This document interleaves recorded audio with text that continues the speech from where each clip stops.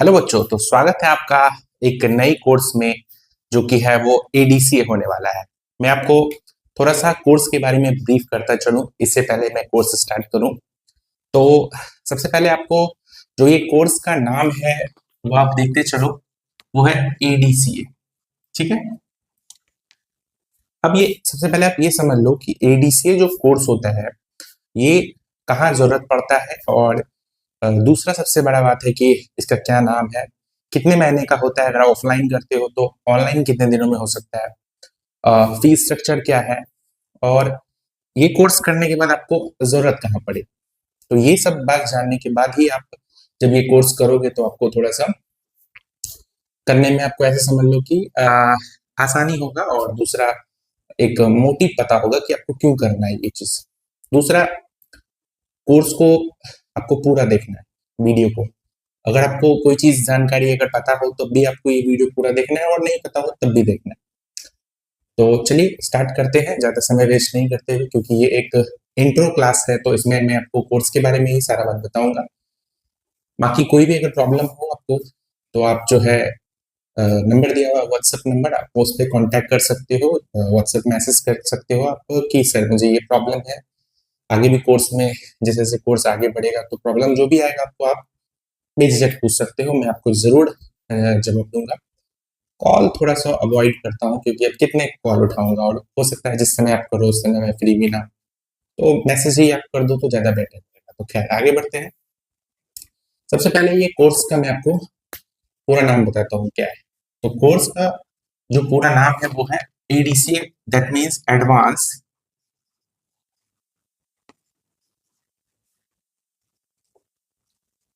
Diploma in computer application.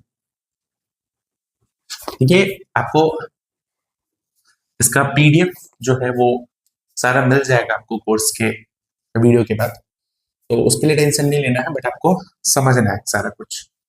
तो आप हालांकि जितने चीज मैं यहाँ लिखाऊंगा वो सारा आपको पीडीएफ में अवेलेबल है ही, बट आप एक कॉपी कलम लेके बैठ के अपना आप लिख भी सकते हो साथ साथ, जो कि आपको एक मेमोरी मेमोराइज करने में ज्यादा बेटर। तो देखिए, फुल फॉर्म है advance diploma in computer application. क्या है कि डिप्लोमा जो है वो 10th बेसिस को हम लोग अमूमन डिप्लोमा बोलते हैं। तो बेसिकली हो क्या रहा है आपको कि कंप्यूटर में आपका जो है वो डिप्लोमा हो रहा है, यानी कि 10th हो रहा है। आप ऐसे समझ लो, यानी कि जैसे आप 10th करते हो 8 9 10th, उसी तरीका से कंप्यूटर में आप 10th कर रहे हो। आप साइड बाय साइड ऐसे समझ सकते हो। तो अच्छा, अगर आप डीसीए करते हो जो 6 मंथ का कोर्स होता है ऑफलाइन में, तो उसी में आपको ये 10th हो जाता है। बट ये एडवांस डिप्लोमा मतलब, अब जैसे कुछ लोग 10th के बाद आईटीआई कर लेता है ना, तो ये एक टेक्निकल कोर्स है जो कि इक्विवेलेंट 12th के ही बेसिस पे होता है, बट ये टेक्निकल डिग्री कहलाता है। तो उसी तरीका से जब आप एडीसीए कर लेते हो तो डिप्लोमा तो आप कर ही रहे हो कंप्यूटर पे, साथ साथ एडवांस करने की वजह से क्या होता है कि आप 12th भी कर लेंगे, यानी कि कंप्यूटर में आप 12th आपका हो गया। अब 12th बेसिस पे जितनी सारी नौकरियां होती है या जॉब्स जितने भी प्राइवेट हो या गवर्नमेंट हो, तो वही है, सेम इक्विवेलेंट है। यानी कि आप जैसे कि कोई 10th कर रखा है और 12th कर रखा है, तो 10th बेसिस पे जो जॉब है और जो 12th बेसिस पे जॉब है वो तो उनको मिलना ही है। बट जो 10th के बाद 12th नहीं करके आईटीआई कर लेता है, तो अभी क्या है कि उसको 12th का तो जितना भी जॉब है वो तो मिलेगा ही, साथ साथ अब उसको क्योंकि ये टेक्निकल डिग्री है तो उसको टेक्निकल वाला भी मिल जाएगा। जो 12th किया होगा, चाहे वो साइंस से किया हो, चाहे कॉमर्स से या चाहे आर्ट्स से, उन तीनों को ये जॉब जो है ये रिप्लेस कर देता है। यानी कि ये बंदा जो आईटीआई कर रखा है 10th के बाद, वो ये तीनों जॉब कर सकता है। किसी केसेस में कॉमर्स का भले ना करे, बट ये दोनों तो कर ही लेता है।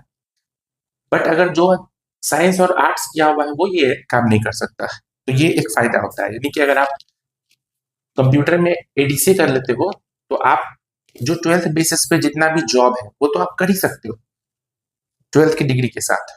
बट आपको अगर ये डिग्री लगाओगे तो एक टेक्निकल डिग्री हो जाएगा, जिससे आप टेक्निकल वाले सेगमेंट में भी आप एड ऑन हो सकते हो। तो यही कोर्स का पूरा नाम है advance diploma in computer application. अब ये कोर्स जो है वो 12 मंथ का होता है ऑफलाइन में, यानी कि 1 साल का।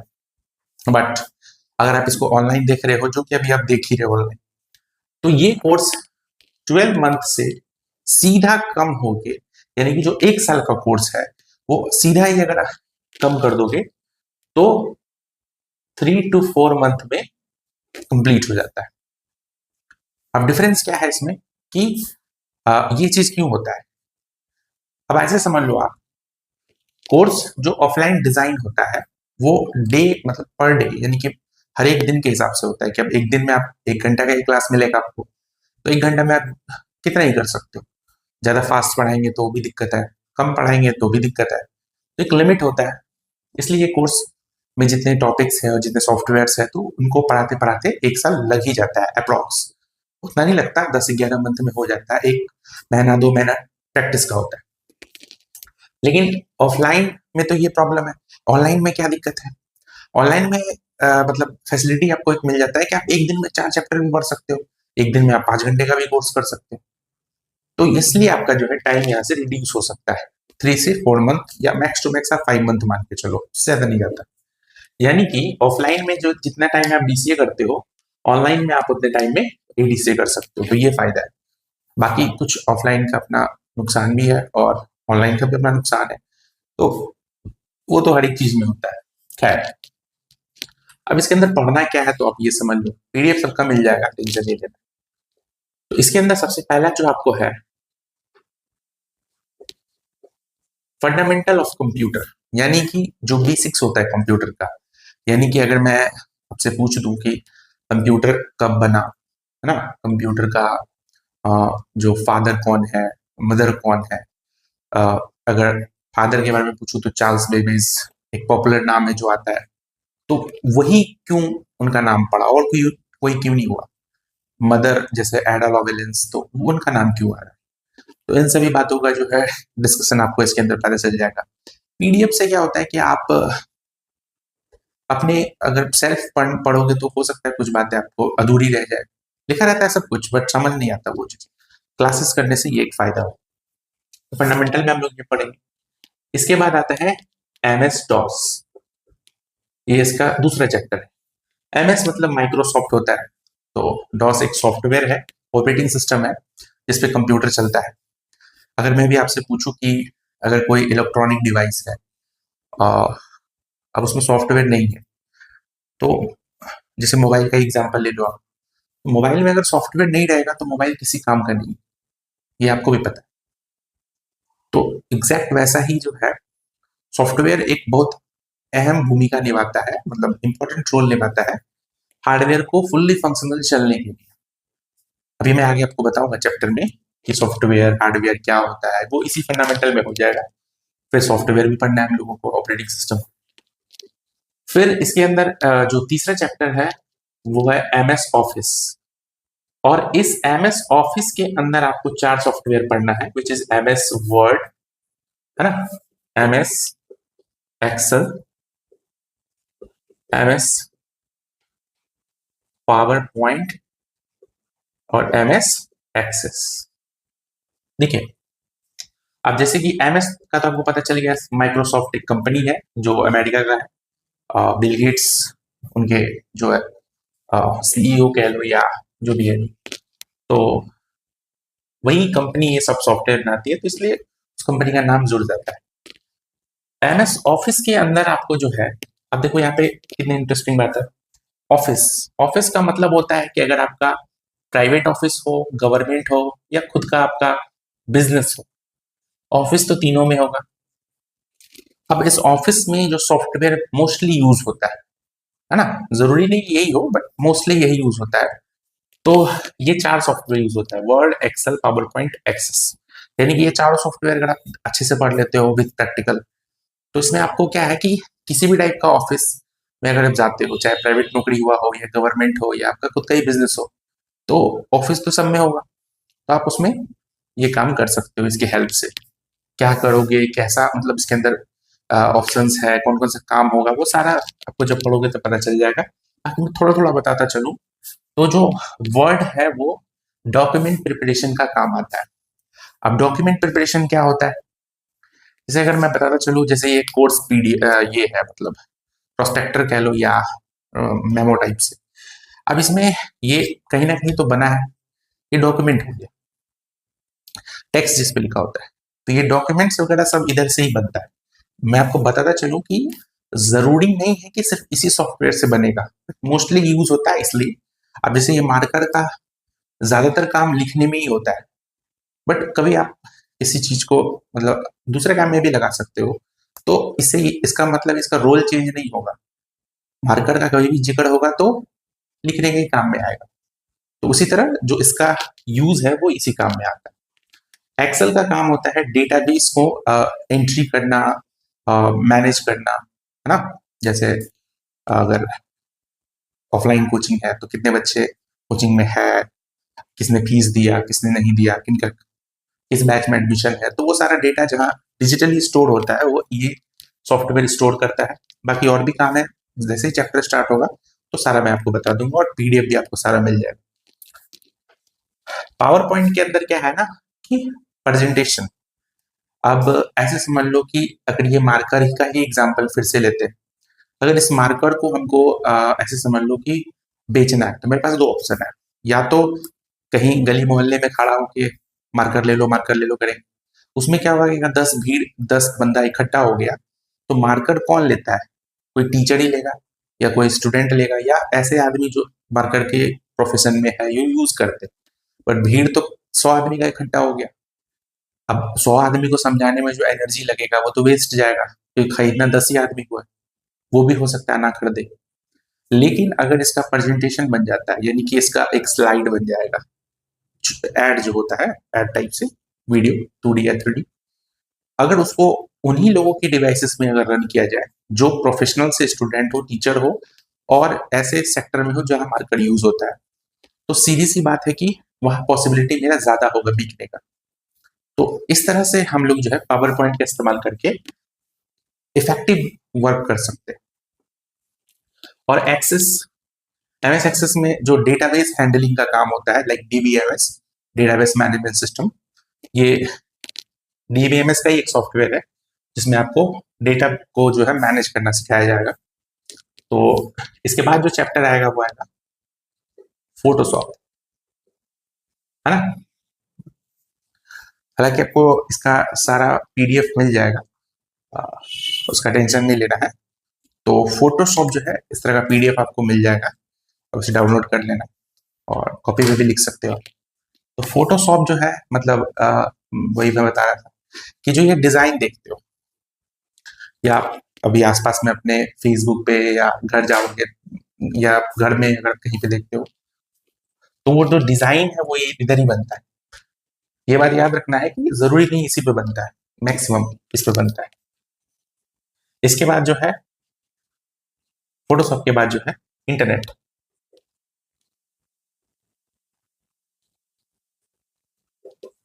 अब क्या है ना कि इंटरनेट देखिए चला लेना सभी को आता है, आप हम सब चला रहे हैं, काफी दिनों से चला रहे हैं।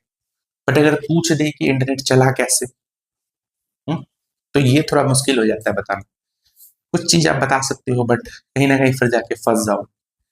तो complete structural knowledge, even history, कब से इंटरनेट शुरुआत हुआ, कैसे शुरुआत में कैसा था, है ना। जीमेल जो यूज करते हो, गूगल मेल जिसको बोलते हैं, अगर मैं उसमें ही आपसे पूछ लूं कि जो टू क्या होता है, बीसीसी क्या होता है, सीसी क्या होता है, सब्जेक्ट ये सब क्या है, तो अगर इनके बारे में पूछोगे तो बहुत कम लोग बता सकते हैं।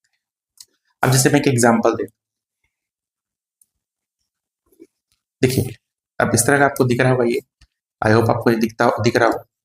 अगर ये सेम का स्ट्रक्चर है, तो अगर आपसे पूछ लिया जाए कि ये सिम तो आपने एक जमाने से देखा है, अब तो ई सिम आ गया है, तो अगर इस सिम के ही बारे में अगर पूछ ले कि वीसीसी क्या होता है ना, ग्राउंड क्या है, वीपीपी क्या है, रीसेट क्लॉक, है ना, आईओ क्या है, तो बहुत कम लोग होते हैं जो इनके बारे में अच्छे से बता सकते हैं।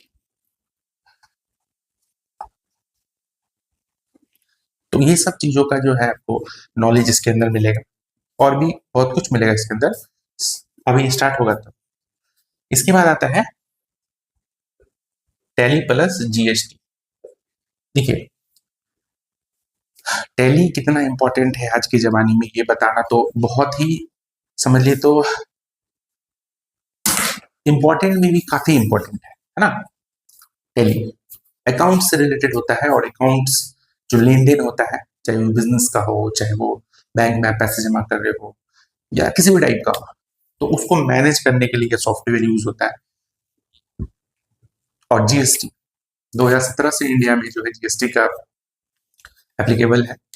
तो क्या है जीएसटी, कैसे लगता है, काम करता है, इन सभी बातों का डिस्कशन जो है ना आपको इसके अंदर बताया जाएगा। वीडियो फॉर्मेट भी रहेगा, प्रैक्टिकल भी रहेगा वीडियो, एंड पीडीएफ भी रहेगा, तो सारा चीज आपको पास अवेलेबल है। और अगर कुछ भी दिक्कत हो तो सपोर्ट सिस्टम भी है। तो आप ऐसे समझ लो कि अगर आप क्लासेस नहीं जा सकते किसी कारणवश, या आपके पास उतना समय नहीं, तो आप इस कोर्स के साथ जा सकते हो, और फिर आगे वाले जो चैप्टर्स आने वाला है उसको आप कंप्लीटली देखो। और एक बात तो आपको जान के ही चलना है, मान के, कि कंप्यूटर का नॉलेज आज के जमाने में वेस्ट नहीं जाएगा। जैसे एआई हो गया, अगर किसी को आता है, क्लाउड कंप्यूटिंग, ये सब आता है, तो अब वो इतना कंफर्म है कि कुछ ना कुछ वो अर्निंग कर सकता है, कहीं ना कहीं वो अपना एक इमेज बना सकता है, स्टेबल हो सकता है। तो उसी तरह शुरुआत तो आपको कहीं ना कहीं से करना ही पड़ेगा। तो ये कोर्स वही है। तो इस तरह से जो आप जो है इस कोर्स को पूरा देखें। कोई भी क्वेश्चन हो तो आप व्हाट्सएप पे जरूर कांटेक्ट करें। बाकी आप पढ़ेंगे नेक्स्ट चैप्टर की तरफ। तो इस वीडियो में, इंट्रो वीडियो में इतना ही था, और फिर मैं नेक्स्ट चैप्टर में मिलूंगा। तो आई होप आपको ये वीडियो जो है अच्छा लगा होगा, और कोई भी क्वेश्चन हो तो आप कमेंट सेक्शन तो यहाँ नहीं है वीडियो में, लेकिन व्हाट्सएप पे जरूर आप पूछ सकते हो। चलिए मिलते हो फिर नेक्स्ट चैप्टर में, तब तक के लिए बाय।